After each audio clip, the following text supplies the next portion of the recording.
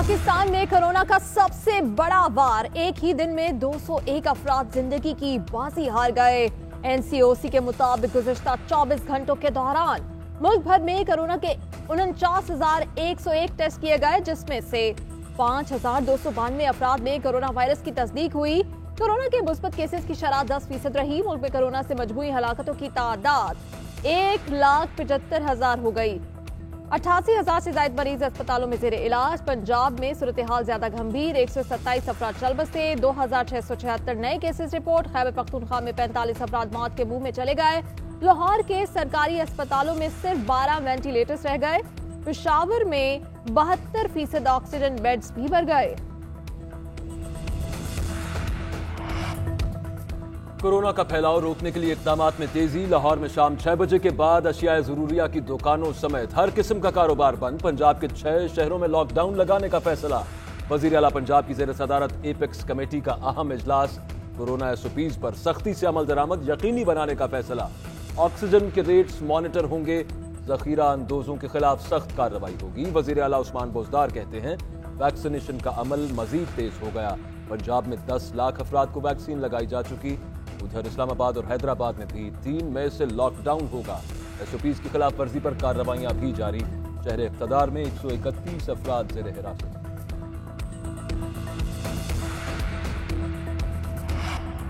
साबिक DGFIA बशीर मेमन के इल्जामात पर सियासी भूचाल। हुकूमत ने तमाम इल्जामात मुस्तरद कर दिए। साबिक DGFIA की मुलाकातों को ही झूठ करार दे दिया।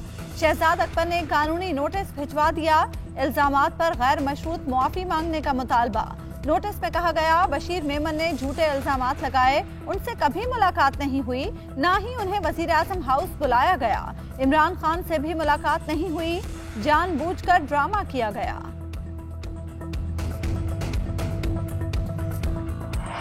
मरियम नवाज का आला अदलिया से नोटिस लेने का मुतालबा। कहती हैं इमरान खान ने वजीर आजम ऑफिस का गलत इस्तेमाल किया। वजीर आजम हाउस में गाजी फाइज ईसा के खिलाफ साजिश की गई।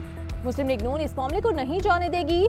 सियासी इंजीनियरिंग के लिए इदारे इस्तेमाल किए जा रहे हैं। इदारों के सरबराहान को मुखालिफिन पर मुकदमात बनाने का कहा जा रहा है। लोगों को समझ आ गई है कि सिसिलियन माफियाज क्या होते हैं। पीपल्स पार्टी अगर इस्तीफे दे देती तो हुकूमत खत्म हो जाती।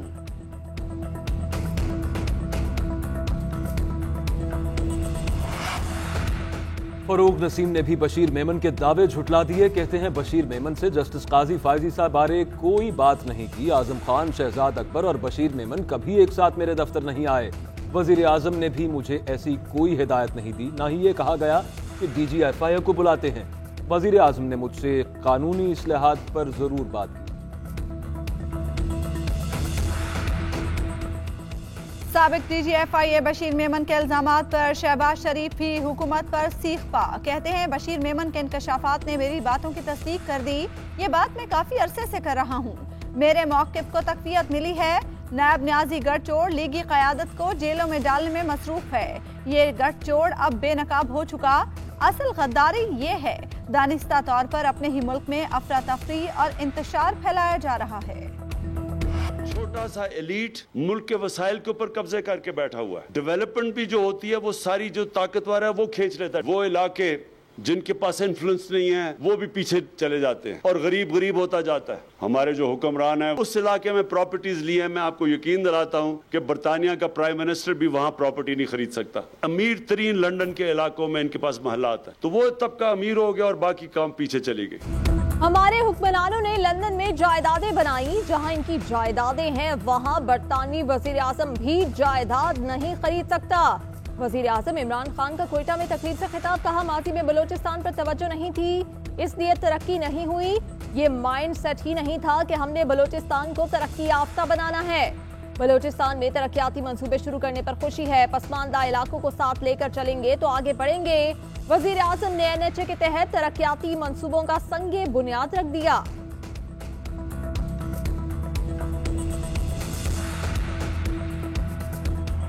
PDM इत्तेहाद बचाने के लिए मौलाना की कोशिशें रंग लाने लगीं। ईद के बाद सरबराही इजलास में पीपल्स पार्टी और ANP की शिरकत भी मुतवक्के।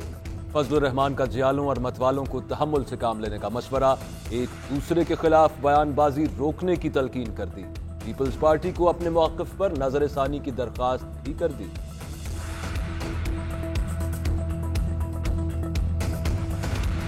मौलाना फजलुर रहमान कहते हैं, रमजान के बाद हम पहले से बेहतर ताकत के साथ मैदान में होंगे। हम पहले भी फाल थे, आइंदा भी रहेंगे। हुकूमत को घर भेजकर ही दम लेंगे। हम जब तन्हा थे तब भी पूरे मुल्क की सियासत में छाए हुए थे। अगर हमारे पास मोतबर सियासी क़यादत होती तो आज फौज का सरबराह 35 एंकर्स को बुलाकर खित्ते की सूरत हाल पर अपना फलसफा पेश न करता।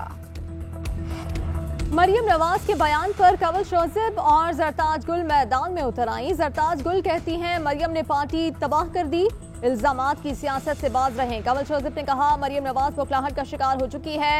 मौलाना फजलुर रहमान हर रोज हलवा तलाश करते हैं।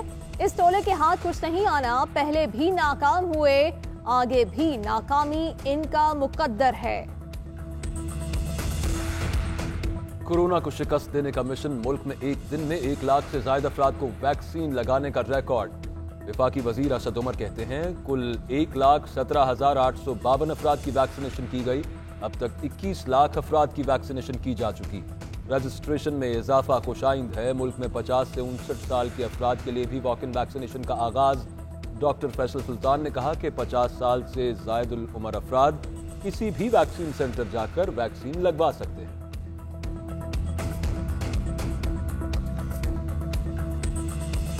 एटॉमिक एनर्जी कमीशन ने मुल्की वसाइल से पहला वेंटिलेटर तैयार कर लिया। तर्जुमान के मुताबिक ड्रैप ने भी मुकम्मल जांच के बाद मंजूरी दे दी। वेंटिलेटर का लाहौर के जिन्ना अस्पताल में टेस्ट किया गया। वेंटिलेटर की पैदावार जल्द शुरू की जाएगी। फवाद चौधरी की मुबारकबाद, कहा पूरी टीम ने बेहतरीन काम किया। विफाकी वैक्सीनेशन के लिए उम्र की हद खत्म की जाए। मुर्तजा वहाब कहते हैं, वैक्सीन फराहमी के लिए विफाकी हुकूमत को अपना किरदार अदा करना चाहिए। मौजूदा सूरत हाल में हुकूमत को सख्त फैसले करने की जरूरत है। अवाम गैर जरूरी तौर पर घरों से बाहर ना निकलें। रियासत मुखालिफ बयानबाजी। एमएनए मियां जावेद लतीफ 5 रोजा जिस्मानी रिमांड पर पुलिस के हवाले। मियां जावेद लतीफ की गिरफ्तारी लाहौर हाई कोर्ट में चैलेंज। अदालत ने आईजी पंजाब को नोटिस जारी कर दिया। मियां जावेद लतीफ कहते हैं, अवामी नुमाइंदे गलतियों की निशानदही करते हैं। गलती की निशानदही करने वाले को गद्दार नहीं कह सकते।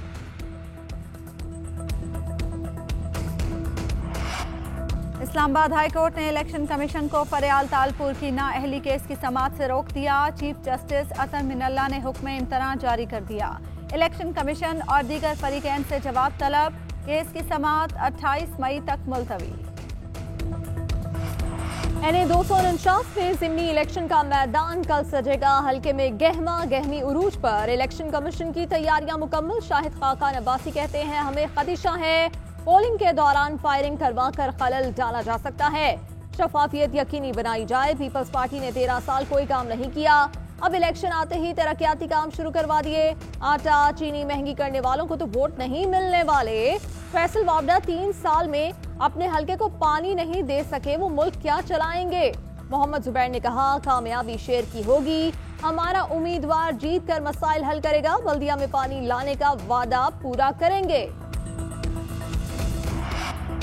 कराची में दूध की कीमतों में होशरुबा इजाफा। सिंध हाई कोर्ट ने कमिश्नर कराची से जवाब तलब कर लिया। बताया जाए दूध की सरकारी कीमत पर अमल दरामद क्यों नहीं हो रहा। शिकायत मिलती है कि दूध में चावल का पानी मिला दिया जाता है। All Karachi retail welfare association के रहनुमाओं ने कहा, कमिश्नर कराची ने 3 साल से सरकारी निर्ख तय नहीं किए। सरकारी रेट पर दूध फरोख्त करना मुमकिन नहीं, जिस पर अदालत ने रिमार्क्स दिए, आप अपनी मर्जी से कैसे कीमत बढ़ा सकते हैं। केस की समाअत 7 मई तक मुलतवी। लाहौर में दर्जी ने रकम के तनाजे पर ख्वाजा सरा के कत्ल के बाद लाश जला दी। मुलजिम बाबर और छन्नो नामी ख्वाजा सरा में 16,000 की रकम के तनाजे पर झगड़ा हुआ। पुलिस के मुताबिक मुलजिम ने सफाकी से उसे मार डाला। शवाहिद जाया करने के लिए लाश जला दी। कमरे में मौजूद रकम लेकर फरार हो गया। पुलिस ने ख्वाजा सरा के फोन रिकॉर्ड से मुलजिम को ट्रेस करके गिरफ्तार कर लिया। भारत में कोरोना आउट ऑफ कंट्रोल। मुल्क में एक दिन में रिकॉर्ड 3,60,000 से ज्यादा अफराद वायरस का शिकार। मुहलिक वायरस से मजीद 3,293 हलाकतें। ऑक्सीजन की कमी की वजह से अमवात की शरह में इजाफा। लाशों को जलाने के लिए शमशान घाट पर लकड़ियां बदस्तूर कम। ऑक्सीजन की ब्लैक में फरोख्त। पुलिस ने 2 अफराद को गिरफ्तार कर लिया। दिल्ली के जजेस ने इलाज के लिए खुसूसी सहूलियात मांग ली। जजेस के लिए 5 स्टार होटल्स में इंतजामात। सऊदी अरब और ईरान में बर्फ पिघलने की उम्मीद। मोहम्मद बिन सलमान कहते हैं ईरान से अच्छे ताल्लुकात चाहते हैं, हम इन्हें मुश्किल में नहीं बल्कि तरक्की याफ्ता देखना चाहते हैं।